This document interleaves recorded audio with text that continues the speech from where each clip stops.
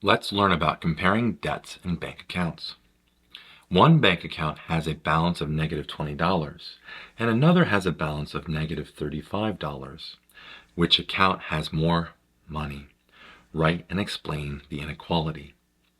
All right, so let's get our two values down. We have negative $20 right here and a negative $35.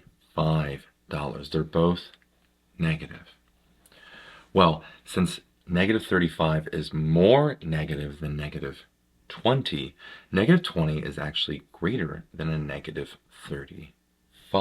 All right, so negative 20 is greater than negative 35. We got our equality. What does that mean?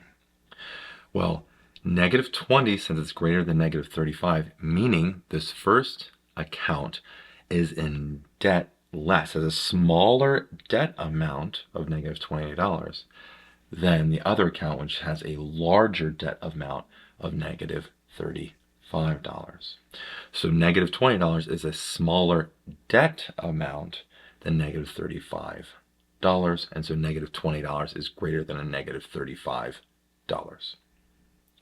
I hope you learned something here about comparing debts and bank accounts. And as always, thanks for watching.